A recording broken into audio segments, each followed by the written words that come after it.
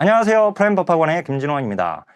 자, 끝장 법령 특강을 준비했습니다. 자, 시험 직전에 최근에 시험과 관련돼서 어떤 제정된 법이 있지는 않을지, 그리고 우리가 공부했던 이 법률 조문들 중에서 혹시라도 개정된 사항이 있지는 않을지 염려가 되시는 분이 있을 수 있어요. 자, 그래서 시험 직전에 최신 제정되거나 개정된 법령 사항을 점검해보는 강의로 이 강의를 준비를 했습니다. 그리고 그것뿐만 아니라 이 시험 앞두고 우리 공부했던 이 법률 조문들 중에서 빈출 조문들을 저와 함께 마무리하는 시간을 갖게 해드리고자 이 강의를 준비했습니다. 따라서 이 강의는 저에게 이제 수업을 들었던 선생님들은 뭐 당연히 도움이 됩니다. 그리고 이제 제가 이미 알고 있는 내용을 다시 전체 강의를 듣는 것이 좀 시간적으로 좀 낭비라고 생각될 수 있는 분들을 위해서, 왜냐면 저에게 기본이론 강의나 또는 핵심 요약 강의 또는 족집게 벼락치기 강의를 들었으면 어느 정도 또 공부가 되어 있기 때문에 법률 사항만 따로 제가 각 개별 법률 제가 특강 진행할 때 거기서 교환에다가 개정된 내용들을 먼저 말씀드리고 일반적인 내용을 진행할 거기 때문에 그 앞부분 내용들만 들어서 개정된 사항을 빨리 알 수 있게끔 제가 강의를 구성했습니다. 그리고 저한테 수업을 듣지 않았다 하더라도 혼자 독학으로 지금 공부하시거나 또는 이제 뭐 다른 곳에서 강의를 들으신 선생님들이 있으면 이번 이 강의를 토대로 해서 정말 시험에 무조건 나오는 영순위의 조문들을 저와 함께 정리하는 시간을 가져보시기를 바라겠습니다. 자, 우리 사회복사 1급 국가시험은 시험일을 기준으로 해서 설사 개정됐다 하더라도 시험일을 기준으로 시행되지 않았으면 시험에 나오지 않는 것을 원칙으로 합니다. 그래서 제가 이번 강의에서는 당연히 제20회 시험일, 즉 2022년 1월 22일 이전에 개정되어서 시행된 법률을 중심으로 강의를 진행하게 됩니다. 자, 그러면 사회복지법의 위계구조 그리고 출제 경향 분석을 진행하겠습니다. 자, 우선 이제 우리 교환을 보시면서 수업을 들으시면 됩니다. 이 교환은 프라임 법학원에서 다운로드를 받을 수가 있습니다. 50여 페이지가 넘는 교환이기 때문에 그냥 허술한 자료가 아니에요. 그러니까 혹시라도 이 영상을 유튜브에서 접하셨다면 반드시 프라임 법학원에 오셔서 자료를 다운로드 받으시고 이 강의를 들으시기를 바라겠습니다. 자, 그러면 거기 이제 위계구조가 나와 있습니다. 1쪽에 보시면 우선 이제 법은 실정법과 자연법 그리고 실정법이 다시 이제 국내법과 국제법으로 나뉘고요. 그다음에 이제 국내법 안에 가장 최상위의 법이 헌법이죠. 자, 이 위계구조 살펴보기 전에 우리 기본적으로 우리 시험에 무조건 나오는 내용 있잖아요. 그 법제론의 제1장에 정리되어 있는 바로 요거 헌법 그다음에 헌법 다음에 법률. 자, 법률 다음에 명령이죠. 근데 명령으로만 알고 있으면 안 되죠. 요게 우리 시험에 법규명령이라고 용어가 나왔기 때문에 법규명령으로 알고 있어야 합니다. 자, 그 다음에 자치법규가 있습니다. 자치법규. 그 다음에 행정명령. 행정명령이 있죠. 우리 시험에서는 이 행정명령을 법규명령이라고 해가지고 시험에 출제가 되었거든요. 그래서 이하고 용어 구분을 해야 한다라고 하는 거. 자, 이 행정명령은 훈령, 애규, 지침, 고시 등을 말을 하죠. 그리고 이 행정명령은 법규범입니까? 법규범이 아닙니까? 원칙상 법규범이 아니다라고 알고 있어야죠. 자, 그리고 여기 이제 법규명령이 시행령과 그 다음에 시행규칙이죠. 시행규칙으로 나뉘고 이 시행령은 대통령령이죠. 그 다음에 시행규칙은 총리령과 부령을 얘기하는 거죠. 자, 그 다음에 자치법규가 조례와 규칙이 있습니다. 그죠? 그다음 이제 이 법률의 동급이 누구예요? 바로 조약이 있습니다. 그죠? 자, 근데 이 헌법에 보면 이 헌법에 사회복지와 관련된 헌법 전문에 사회복지와 관련된 조문이 있습니까? 없습니까?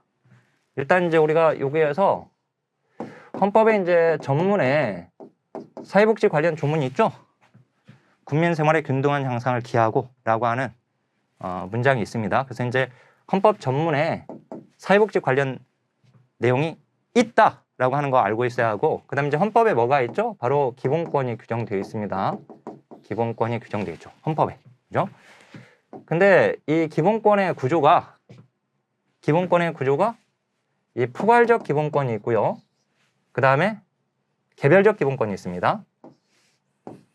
개별적 기본권. 자, 이 포괄적 기본권이 목적이 되고요. 그 다음에 개별적 기본권은 수단이 됩니다. 그러니까 개별적 기본권이 존재하는 이유는 왜 존재하는 거예요? 이 포괄적 기본권을 실현시키기 위해서 존재하는 것이죠. 자, 그래서 이 포괄적 기본권에 바로 세 가지가 있죠. 바로 인간의 존엄과 가치, 그죠? 헌법 제10조 전단에, 그리고 후단에 이어서 행복을 추구할 권리가 있다. 행복 추구권이 규정되어 있습니다. 그 다음에 11조에 평등권이 규정되어 있어요. 자, 그리고 이 개별적 기본권에는 네 가지로 구분하게 되는데요. 바로 자유권적 기본권, 그 다음에 사회권적 기본권, 그리고 참정권 먼저 적어보고 그 다음에 청구권, 이렇게 규정되어 있습니다.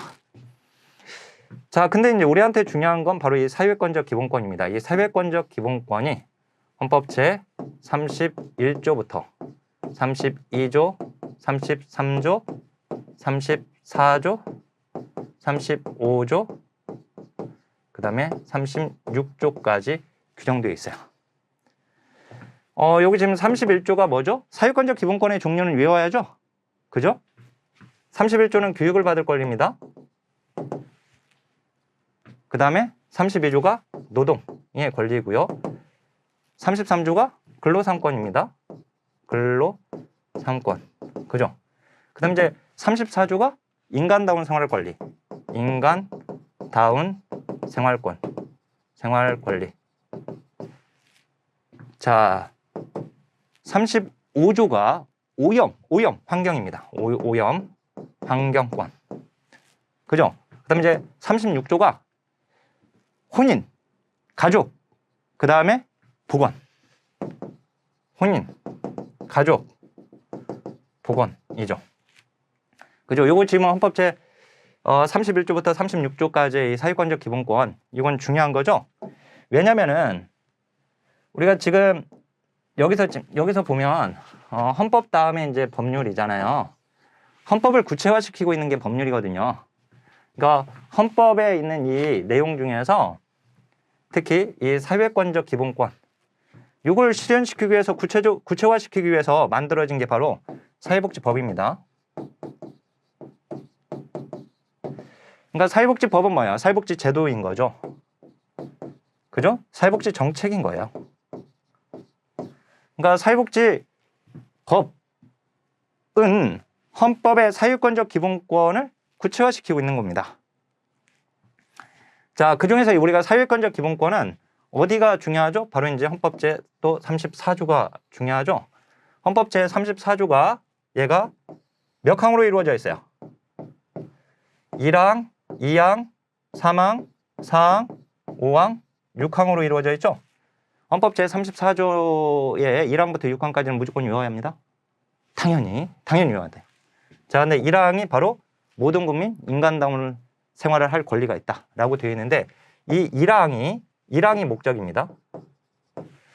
목적이 되는 조문이고, 나머지 여기서 여기까지는 모두 다 수단이에요.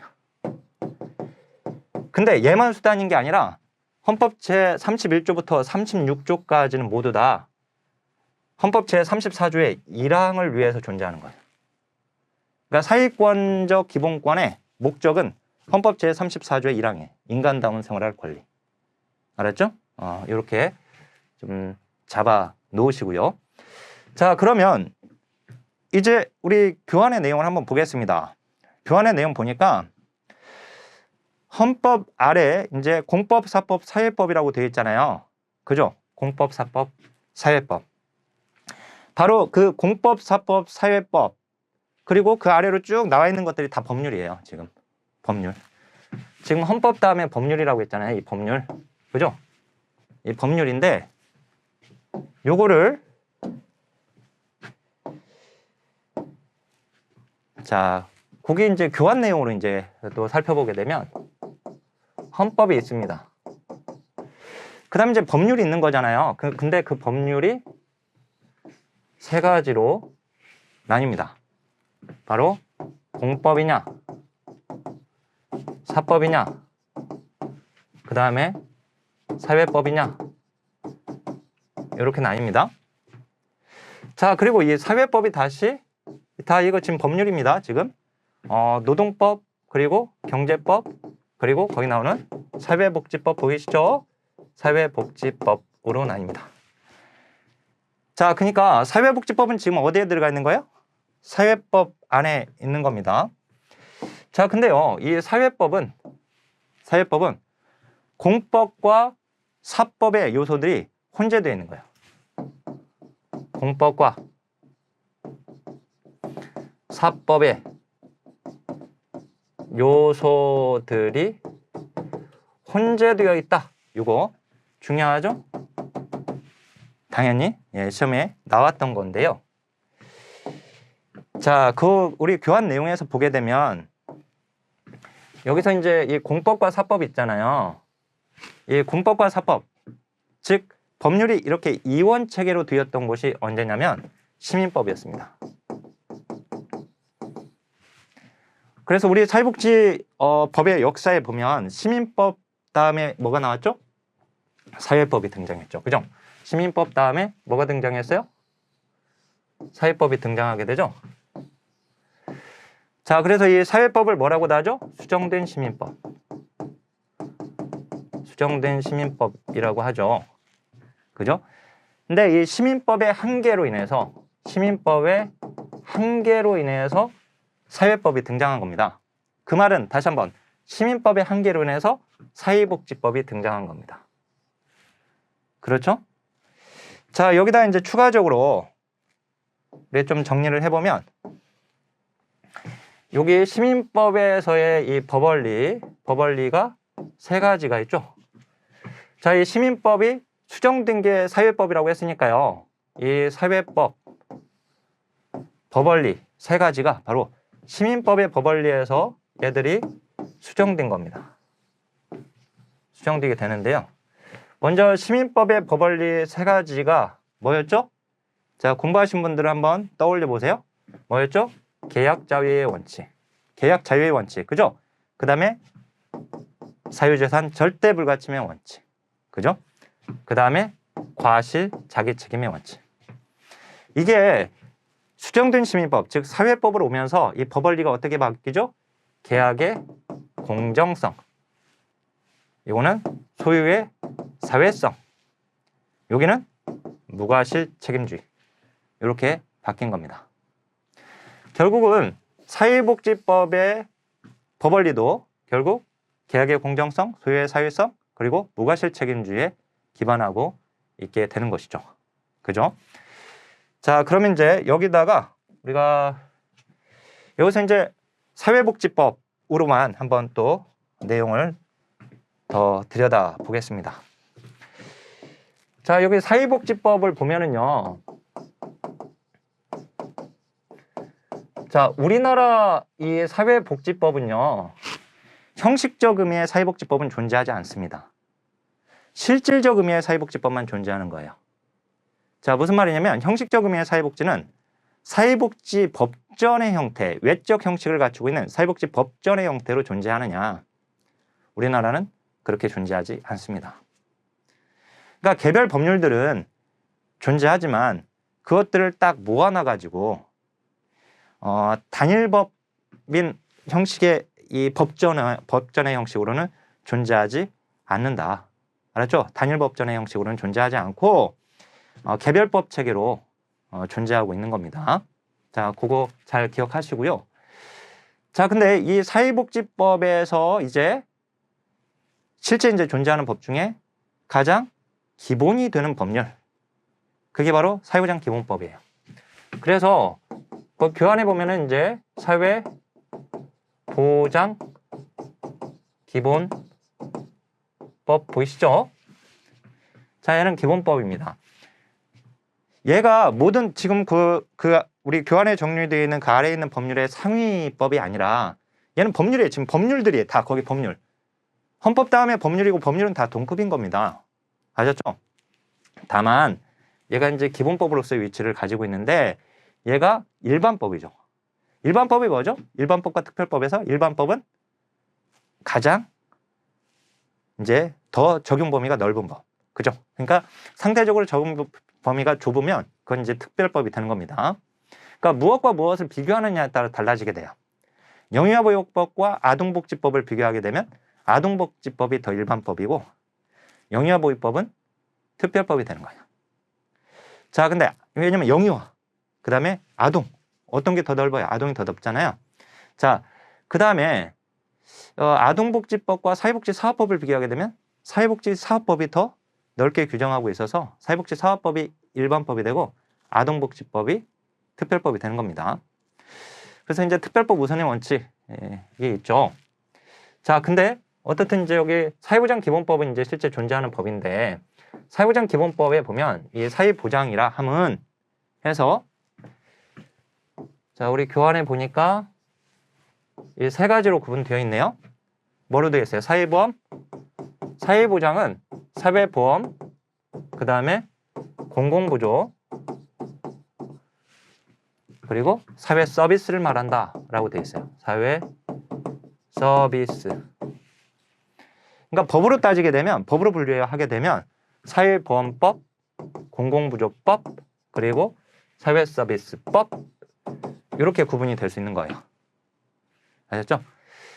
자, 근데 이게 2012년 1월 26일 날 개정이 되어서 이렇게 바뀐 거거든요. 개정되기 전에는요. 사회보장이라 하면 사회보험, 공공부조, 그리고 사회복지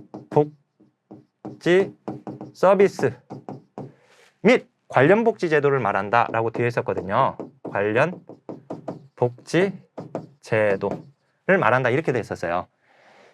그러니까 이제 이전 개정되기 전으로 보게 되면 이제 사회복지 서비스법, 그 다음에 관련 복지법 이렇게 구분해 볼 수 있거든요.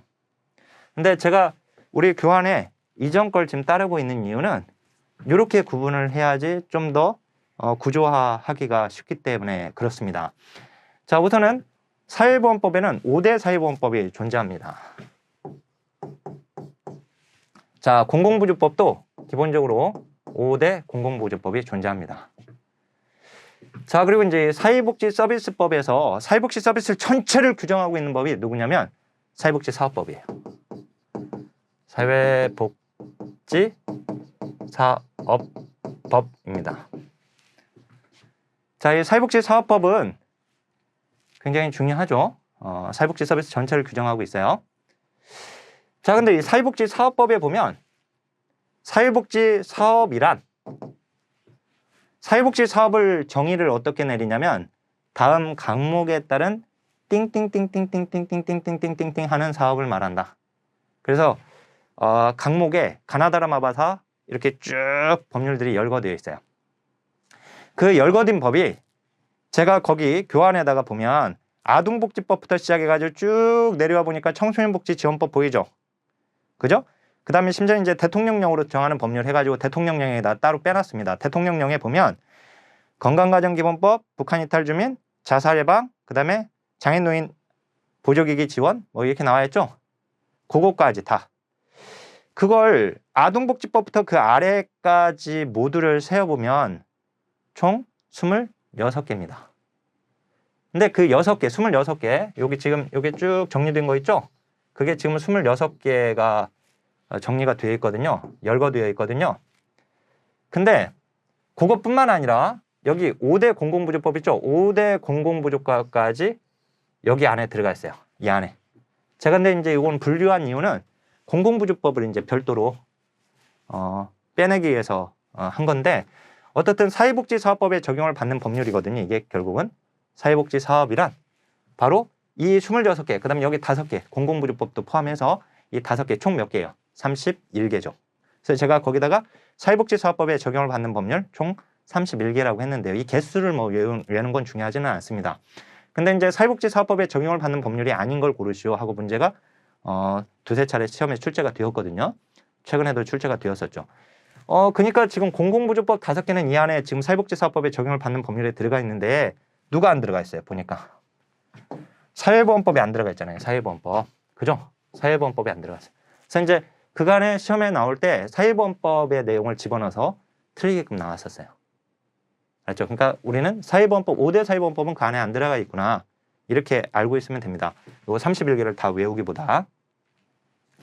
그리고 이제 거기에 보면 청소년은 하나밖에 없어요. 청소년복지지원법. 자, 그러면 이제 한번 여기서 중요도를 좀 봐드려야 하는데요. 우리 출제 경향 분석표가 2페이지에 정리되어 있습니다. 요거하고 한번 같이 좀 내용을 봐볼게요. 무슨 말이냐면, 자, 우리 사회보장 기본법에서요, 실제 우리 시험에 출제되고 있는 거 19회 시험 보니까 두 문제가 출제가 되었네요. 출제 경향 분석표를 보니까. 그죠? 여기가 19회 시험에서는 두 문제가 출제가 되었어요.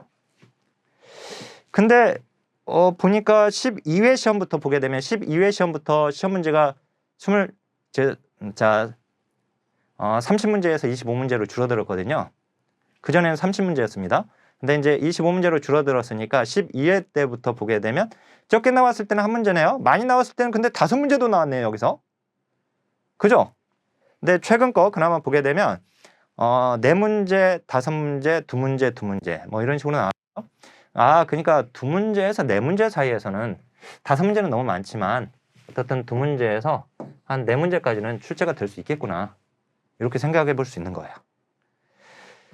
자, 그리고 거기 참 이제 공공부조법, 사회보험법 나와 있는데 이 공공부조법은 5개 중에 장애인연금법은 시험에 나오지 않습니다.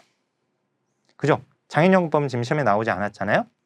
근데 장애인연금법이 아예 나오지는 않는 건 아니고 이거는 이제 원리는 알고 있어야 돼요. 이 기초연금법하고 이제 원리가 같죠. 그래서 이제 이 장애인연금법은 우리 길버트와 테렐의 정책 내용 분석의 급여 자격에서 얘가 시험에 나오기 때문에 원리는 알고 있어야 합니다. 법 조문 자체가 법제론에서 시험에 나오지는 않지만. 자, 그러면 4개잖아요. 4개. 4개. 5대 공공부조법 중에서 4개. 그 4개에서 보니까 이전에는 4개에서 골고루 시험에 주로 또 나왔었죠. 뭐 국민기초 생활보장법은 2문제가 출제가 되고 나머지는 한 문제 이렇게 출제가 되거나. 그죠? 그리고 이제 어느 하나 법이 안 나오고 나머지 3개는 시험에 나오거나. 그죠? 근데 이제 공공부조법을 보면 19회에서는 지금 3문제 출제가 되었네요. 그죠? 3문제. 18회에서는 4문제 나왔고요. 16, 15회에서도 3문제가 출제됐네요. 14회에는 5문제가 출제됐네요. 13회 때도 5문제가 출제가 되었고요. 그죠? 근데 대략 여기는 3문제 내지 4문제가 출제되면 적당합니다. 왜냐면 이제 장애인연금을 빼면 나머지 법에서 한 문제씩은 출제된다 이렇게 생각하고 공부하시면 되거든요. 출제 가능성이 그래도 높으니까 얘들은. 그죠? 자, 그러면 이제 사회보험법 밑에 보니까 사회보험법은 5대 사회보험법이 한 문제씩 골고루 나왔던 16회, 17회 때는 골고루 한 문제씩 나왔었네요. 근데 18, 19회 시험에서는 어느 하나가 안 나오면서 4문제가 출제가 되고 있네요. 그러니까 4문제 내지 얘는 몇 문제 출제돼요? 5문제 출제된다라고 볼 수 있어요. 그죠? 예. 자, 그 다음에 사회복지사업법 봐보세요. 사회복지사업법을 보니까 자, 19회 시험에서는 3문제 출제가 됐네요. 자, 그 전에 4문제, 뭐 5문제까지도 출제가 된 적이 있었네요. 근데 기본적으로 얘도 3문제 내지 4문제가 출제가 많이 됐네요. 그죠? 그러니까 3문제 내지 4문제가 출제가 되었습니다. 그 다음에 이제 아까 우리가 여기서 이 아래에 있는 것에서 중요한 것이 바로 아동과 그 다음에 노인과 그 다음에 장애인입니다. 아동복지법, 노인복지법, 장애인복지법 이 3가지는 기본적으로 시험에 나오는 확률이 높아요. 그렇잖아요. 출제 빈도 보니까 그렇잖아요. 그죠? 아동복지법이 15회 때 안 나온 적이 있긴 하지만 이번 19회 시험에서는 두 줄로 나왔거든요. 애들이. 자, 그 다음에 거기 노인복지법 뭐 그 17회 때 안 나온 적이 있긴 하지만 어떻든 줄기차게 나와줬고요. 장애인복지법은 한 문제로 거기 양가로 이렇게 되어 있는 것은 한 줄 나왔다는 겁니다. 한 줄. 그러니까 한 줄 출제가 되긴 했지만 어떻든 나오고 있는 걸 볼 수 있어요. 아, 그러니까 아동, 노인, 장애인에서는 한 문제가 출제가 되거나 어느 하나가 안 나올 수도 있구나. 그죠? 그러면 이 3가지 중에서 2문제 내지 3문제가 지금 출제가 되고 있는 겁니다. 그죠? 예. 자, 그러면 거기 지금 출제 경향 분석표에서 제일 위에 보면 이제 총론이 나와 있어요. 이 총론은 뭐냐면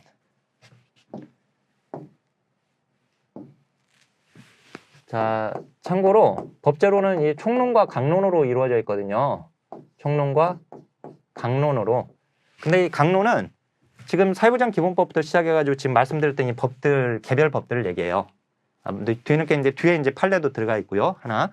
근데 자, 그게 이제 강론이고 이 총론은 여기 이론적인 내용들이 이 안에 앞에 정리가 되어 있습니다. 근데 1장에 우리 성문법, 불문법 있잖아요. 사회복지법의 법원. 거기서 문제가 2문제 내지 3문제가 출제가 돼버려요. 거기서 2문제 내지 3문제. 그러니까 항상 그렇게 나오거든요. 그 다음에 총론에서 기본적으로 사회복지법의 법원에서 자, 법원에서 몇 문제? 보통 2문제 내지 자, 2문제 내지 3문제가 출제가 돼요. 19회 시험에서 3문제 출제되었습니다. 그 다음에 무조건 또 한 문제가 나오는 게 있어요. 누가 나오냐면 이번 특강에서 제가 다뤄드리겠지만 그 다음에 이제 제가 이미 배포해가지고 늘 또 배포해 왔던 것 계속 이제 갱신해서 제가 올려드리고 있는데 무조건 암기해야 하는 법 제정연도 있어요. 거기 무조건 한 문제가 나와요. 법제는 무조건 한 문제가 나와요. 거기서 알았죠? 그러니까 거기 지금 법 제정 순서 그래서 무조건 아예 정해져 있어요. 그냥 한 문제. 이거는 안 나오지 않아요. 계속 한 문제씩 나와요. 그냥 나오는 거예요. 자, 그러면 지금 여기 이번에는 지금 3문제에다가 한 문제 그리고 5문제 출제가 됐는데 총론에서 지금 19회 때 지금 5문제가 나왔잖아요. 그다음에 이제 권리구제가 이번에 나왔거든요. 이 전에 이제 권리구제 전심 절차가 시험에 나왔습니다. 13회 때까지 줄기차게 나오다가 안 나오다가 19회 때 드디어 나와버렸죠. 그래서 20회 때도 나올 가능성이 높아요. 자, 그래서 거기가 한 문제가 출제가 되었거든요.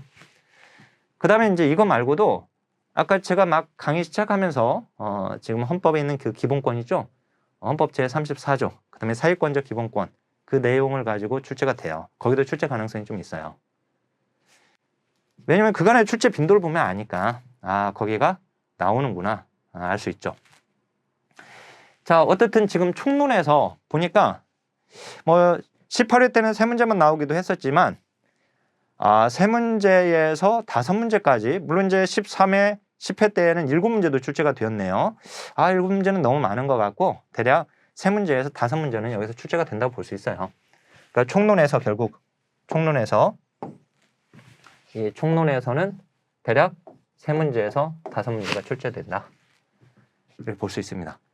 자, 그러면 가장 적게 되는 걸로 한번 개수를 세볼까요? 여기 3문제. 어차피 법원에서 2문제. 이건 무조건 한 문제 나올 거니까. 뭐 아예 알고 있는 거잖아요. 나올 걸 뻔히 알고 있는데 이번엔 나올 거예요. 봐보세요. 나오지. 안 나오나. 나온단 말이에요. 자, 그러면 여기서 이제 3문제. 그러면 여기 이제 4문제니까 7문제.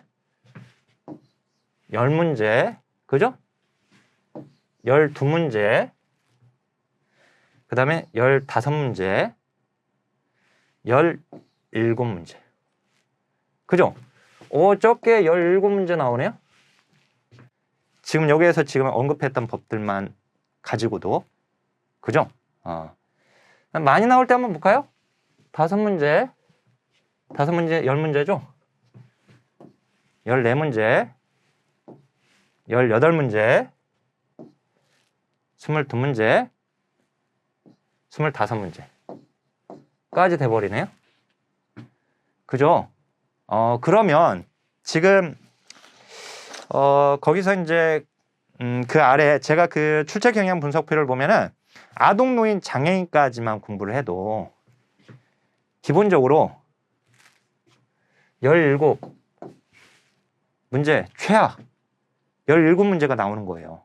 그 다음 남은 이제 뒤로 나오는 한부모 가족 지원법부터 또 쭈르르르 나와 있잖아요. 뒤쪽에 나오는 그 지금 출제되고 있는 법들 보게 되면 그 법령 한계선, 제가 공부해야 하는 법령 한계선, 그 밑쪽으로는 얘들이 나오기도 하고 안 나오기도 해요. 그러니까 출제 가능성이 굉장히 떨어지는 법들이 되게 되는데, 그나마 걔들 중에서 잘 나왔던 법이 있긴 하죠. 예를 들어서 한부모 가족 지원법, 그다음 이제 최근에 이제 사회복지 공동모금회법. 이 사회복지 공동모금회법은 우리 지역사회복지론에서 사회복지 공동모금회가 지역사회복지 실천 추진 체계로 나오기 때문에 이건 거기서 같이 공부를 해놓으면 좋습니다. 그러니까 이거를 공부를 법제론에서 나왔던 조문까지 공부를 해놓으면 도움이 된단 말이죠. 지역사회복지론의 사회복지 공동모금회를 어차피 공부를 해야 하니까. 알았죠? 그 다음에 그거 빼놓고 나면 제가 지금 색깔 표시를 해놨는데 거기 보면 이제 다문화 가족 지원법. 계속 나왔네요. 최근에. 그죠? 그나마 많이 나왔죠. 최근에. 그 다음에 가정폭력, 피해자 보호 등에 관한 법률. 요게 지금 19회 때 안 나와버렸잖아요. 줄기차게 나오다가 최근에. 그죠? 한 문제씩 나오다가. 그러면 이런 법들은 20회 때 나올 가능성이 높은 거예요. 성폭력 방지, 피해자 보호 등에 관한 법률. 이것도 최근에 계속 나왔네요. 그렇죠? 걔들은 공부를 하고 가는 것이 좋겠다. 그러면 그런 공부는 어떻게 하느냐? 이런 것들은 시험에 나왔던 조문들 위주로 알고 있어야 합니다. 자, 거기 한부모 가족지원법도 그 아래로 있는 법들은요, 법률 조문이 그렇게 많지는 않아요. 그렇지만 많지는 않지만 또 그걸 우리가 일일이 다 공부한다고 보면 그 조문을 다 외울 수는 없거든요. 그러니까 나왔던 빈출 조문들 위주로 공부를 하면 돼요. 나왔던 조문들 위주로. 그리고 거기 제가 그러니까 권해드리는 것이 다문화, 그 다음에 가폭, 그 다음에 성폭. 요거는 공부를 하고 가는 것이 또 도움이 됩니다. 아까 법령 한계선에 아동, 노인, 장애인까지 공부한 다음에 거기까지는 필수고, 그 다음에 추가적인 거 그 3가지. 그 다음에 관련복지법은 딱 2가지만 내고 있어요. 시험에. 자원봉사활동 기본법과 장애인고용촉진 및 직업재활법. 이 2가지만 냈거든요. 근데 자원봉사활동 기본법이 더 간간히 잘 나오고 있네요. 자원봉사활동 기본법도 공부를 해놓으면 좋은 것이 뭐냐면 우리 지역사회복지론에서 자원봉사센터가 이게 지역사회복지 실천 추진체계에 들어갑니다. 그래서 그 내용이 자원봉사활동 기본법에 규정되어 있거든요. 그러니까 얘도 시험에 나왔던 법률 조문을 공부해 놓고 있는 것도 좋아요. 좋은 방법이에요. 근데 이제 만약에 거기까지 못하겠다. 그럼 뭐 어때요? 그냥 버려야지. 그죠? 그 다음에 이제 거기 장애인고용촉진 및 직업재활법도 어차피 지금 관련복지법은 그 둘 중에 하나만 나오고 있으니까 장애인고용촉진 및 직업재활법에서 장애인고용 의무 고용률 공공과 민간 그 2가지 정도 챙겨놓고 있으면 됩니다. 그 다음에 자원봉사센터 관련된 규정 그 정도 알고 있으면 되고, 그 다음에 그 아래 이제 사회보장 급여 이용자 및 수권자 발굴에 관한 법률. 이거는 굉장히 중요하죠. 왜 그러냐면 어차피 공부를 하거든요. 이 법은. 왜 그렇죠? 지역사회복지론의 지역사회 보장계획 이 내용이 여기에 규정되어 있죠. 즉 사회복지 사업법에 규정되어 있던 내용이 사회보장 급여 이용자 및 수권자 발굴에 관한 법률. 걔를 이제 약칭 사회보장 급여법이라고 하거든요. 근데 그 법이 2014년에 제정돼서 2015년에 시행되면서 그 법으로 이 법이 2014년에 제정되면서 사회복지 사업법에 있었던 지역사회 복지계획 수립 시행 내용이 이쪽으로 다 옮겨졌어요. 그리고 지역사회복지계획이 지역사회보장계획으로 명칭이 바뀌게 되죠. 그래서 그거 이제 우리가 지역사회보장계획은 뭐 제가 한 판 정리해드린 거 기억나죠? 그죠?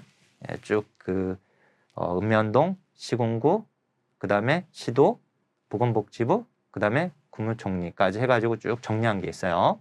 자, 그게 바로 이 법에 규정이 되어 있거든요. 근데 그 내용은 뭐 당연히 나오는 것이지만 그거 말고 법제론에서 그 조문들 빼고 나머지 조문들이 조금씩 나오고 있었어요. 지금 17회 때 나오고 한 문제, 18회 때 두 문제, 19회 때도 한 문제가 출제가 되고 있어요. 이것도 법률 조문이 많지는 않아요. 이 조문 자체가. 그렇지만 우리가 그 나와 있는 조문 자체를 다 공부하기는 또 어렵거든요. 아니 이게 나오지도 않은 조문인데 이걸 공부하는 것이 그게 좋은 방법은 아닙니다. 공부 방법에 있어서 나온 조문을 정확히 하는 게 중요해요. 그래서 이제 이런 법률은 얘도 이제 나올 가능성이 높은 건데 한 문제나 두 문제는 나오겠죠. 그러면 나왔던 조문을 중심으로 정리를 하면 되는 거예요. 아셨죠? 자, 지금 시험을 앞두고 법제는 어디까지 공부하지? 설사 저한테 지금 강의를 들었다 하더라도 물론 제가 이제 강의 중에 늘 이렇게 말씀드리긴 했지만 불구하고 이걸 가지고 마무리 제가 지금 여기서 이 내용들 좀 공부해놓고 가면 좋겠다라고 이렇게 말씀드렸던 거 있잖아요. 그걸 중심으로 좀 마무리 정리를 하시면 됩니다. 그 다음에 이제 아동수당법이 2018년에 제정돼 가지고 2018년에 시행이 됐죠.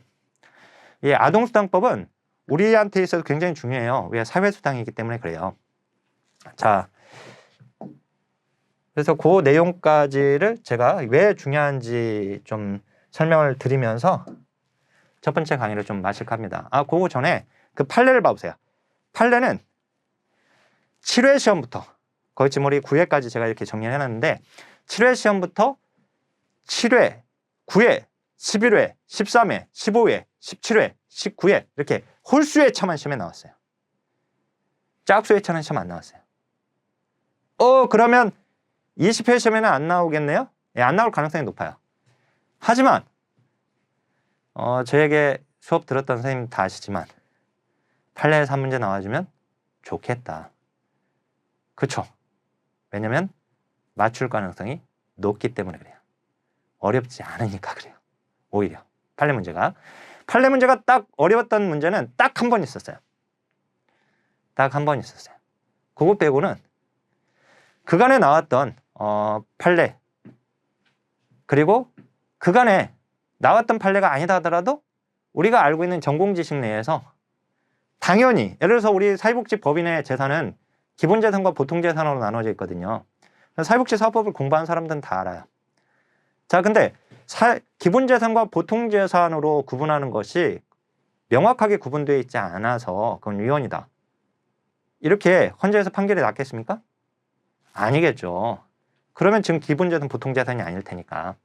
그러니까 이제 이렇게 우리가 전공 공부했던 이 내용 그걸 가지고 충분히 또 이게 잘못된 문장이다 아니다를 구분할 수 있거든요. 어떻든 이제 판례가 지금 홀수의 차 나오는데 짝수의 차 안 나왔다라고 하는 거. 하지만 적어도 제가 핵심 요약 노트나 그 다음에 촉지계, 벼락지게 한 페이지 좀 넘게 이렇게 정리한 거 있죠. 표.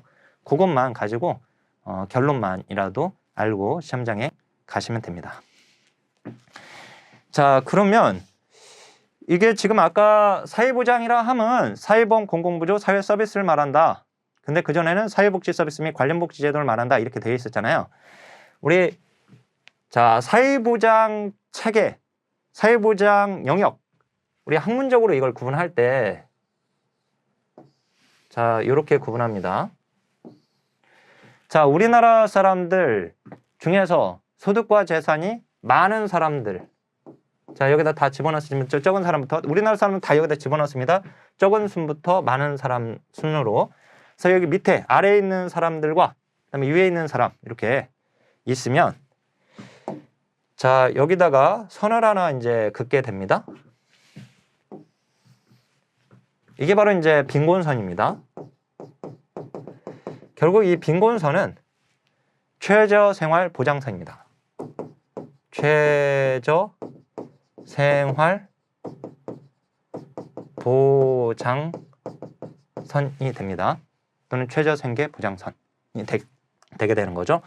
그래서 자, 이 빈곤선 밑에 있는 사람들은 바로 공공부조. 그러니까 법으로 따지면 공공부조 제도가 법이 되는 거고요. 그 다음 이제 공공부조 제도죠. 그 다음에 위에 있는 사람들은 사회보험으로 이분들의 최저생활을 보장해주고 있고요. 자, 이런 거 저런 거 따지지 않고, 자, 이거 빈곤선 이걸 따지지 않고 모두를 대상으로 하고 있는 것이 바로 사회수당입니다.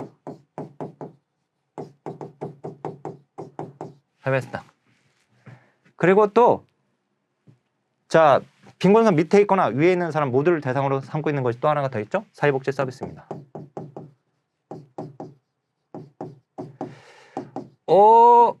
사회 서비스로 바뀌었잖아요. 그래요. 사회 서비스로 바뀌었지만 우리 지금 법에서는 그렇게 바뀌었지만 이게 지금 학문적인 구분입니다. 학문적으로 구분할 때 이렇게 구분을 해요. 사회보장 체계 영역, 체계 또는 영역을. 자, 그러면 이 사회보험은, 자, 여기 사회보험은 얘는 기여해야지 받잖아요. 그래서 얘를, 자, 기여하는 보험료 내잖아요. 그죠? 하지만 얘는 소득 자산 조사는 하지 않습니다. 그래서 비소득 자산 조사 프로그램이라고 합니다. 자, 얘는 공공부조는 기여합니까? 기여하지 않죠. 그죠? 비기여입니다. 그런데 여기는 소득 자산 조사는 합니다.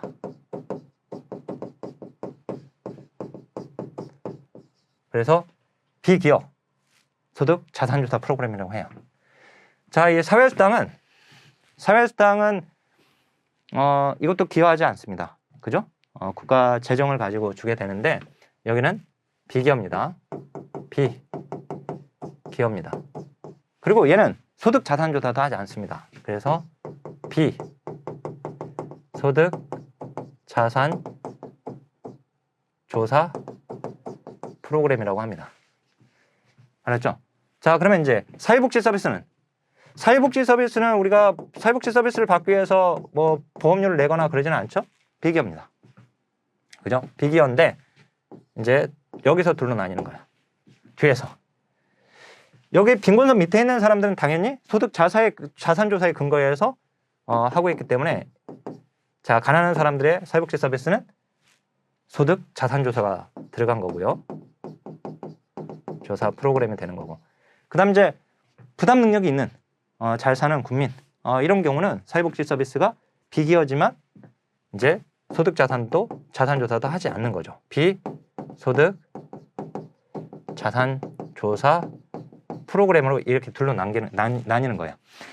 자, 그러면 제가 지금 사회보장 체계를 이렇게 지금 정리를 해드렸는데, 보면 지금 우리 법제론으로 따지게 되면 사회보험법이 되고 공공부조법이 되는 겁니다. 그래서 이제 아까 5대 사회보험법, 여기 5대 공공부조법이라고 했잖아요. 그죠? 그래서 이제 5대 사회보험법의 순서가 5대 사내 연고는 노인에게 효과가 좋다. 이렇게 이제 다음 시간에 이제 법 제정 연도를 쭉 다루어 드립니다. 그런데 자, 이제 제정 순서로 보게 되면 뭐 산재보험 제도가 먼저 만들어졌어요. 그 다음에 5대 산의, 그래서 이제 건강보험, 산재, 연고, 그래서 국민연금, 그 다음에 고용보험, 그 다음에 노인에게 효과가 좋다. 이렇게. 그래서 이제 산재보험, 국민건강보험, 그 다음에 국민연금, 고용보험, 노인장기요양보험. 이게 이제 5대 사회보험이 되죠. 근데 우리 교환에 보면, 법의 위계구조에 보면은요, 이것뿐만 아니라 플러스 특수직역연금도 얘도 사회보험법에 들어갑니다. 그리고 한 가지 더. 자, 우리 공적연금이라는 게 있어요. 이 공적연금제도라고 하면 얘는 공식이 어떻게 되냐면 국민연금 플러스 특수직역연금을 공적연금이라고 합니다. 그리고 이 공적연금은 어디에 포함되는 거예요? 사회보험에 포함되는 거예요. 알았죠? 사회보험 제도에. 그러니까 어떻든 여기 보면 특수직익연금까지 합쳐서 5대 그리고 5대 사회보험 합쳐서 이게 다 사회보험법 안에 다 들어가는 거예요. 즉 사회보험 제도 안에 들어가는 겁니다. 그다음 이제 이 공공부조법, 5대 공공부조법 5가지가 있죠. 먼저 국민기초생활보장법, 그 다음에 의료급여법, 그 다음에 긴급복지지원법, 그 다음에 기초연금법과 장애인연금법. 이게 이제 5대 공공부조법이에요. 자, 우리 다음 시간에 이제 제가 법률 제정 순서도 이제 강의를 하게 되는데, 그때 여기 사회보험법 얘들과 관련된 연도는 그래서 반드시 알아야 돼요. 왜? 시험에 나오니까.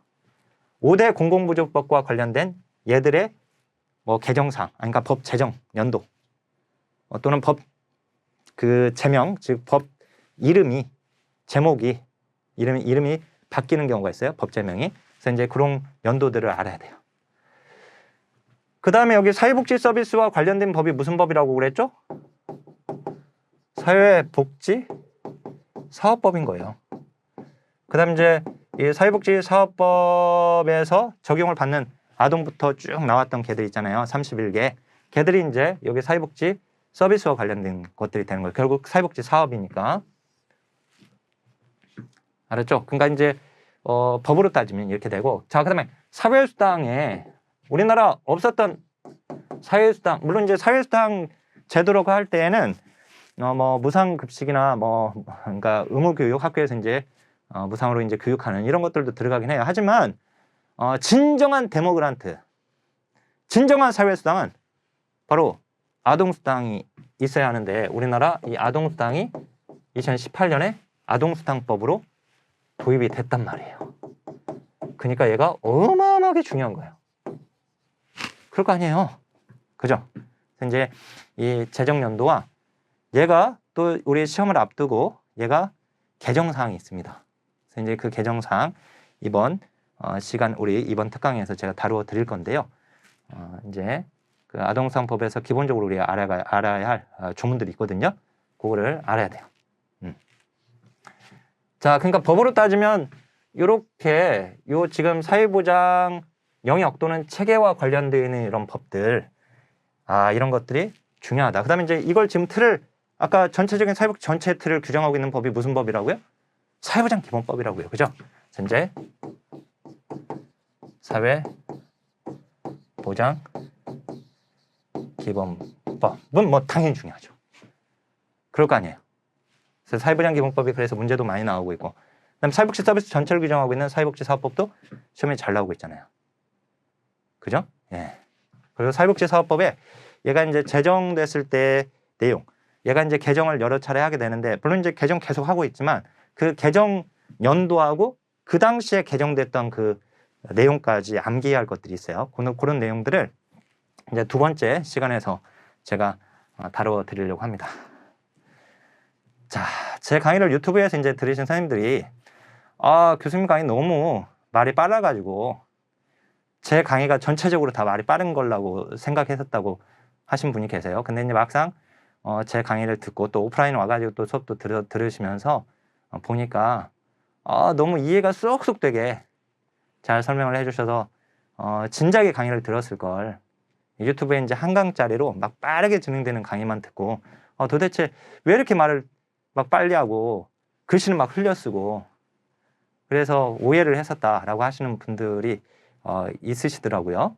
그럼 뭐 당연히 이제 한 강짜리 녹화를 위해서 빨리 이제 다뤄드려야 하니까, 그리고 그 목적 자체가 저한테 강의를 맨 처음 시작했던 목적 자체가 저한테 강의를 들었던 선생님들 마무리 강의로 제가 그 진행됐던 것이 목적이어서 이미 다 내용 알고 계시는 선생님들 이니까 빨리 진행이 됐던 것들입니다. 어쨌든 이제 제가 이번 시간은 좀 천천히 진행하면서 이해되기 쉽게 말씀을 드렸는데, 법제로는 이렇게 제가 지금 말씀드렸던, 그리고 이 교환에서 딱 한계선 주었잖아요.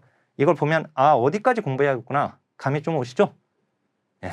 그리고 이제 또 중요한 것은 빈출 주문이 중요해요. 그러니까 시험에 나왔던 주문을 알고 있어야 돼요. 시험에 나오지도 않았던 주문을 공부하는 것은 정말 어리석은 일입니다. 심지어 시험에 나오지도 않았던 법률을 공부하시는 분들도 계세요. 단순히 수험서에 정리되어 있다는 이유만으로. 그리고 그 강의자가 강의했다는 이유만으로. 정말 헛다리 짚는 공부하고 있는 거죠. 그래서 지금 이것 보고 딱 지금 이 법제론 이렇게 공부하면 되겠구나. 이렇게 마무리하면 되겠구나.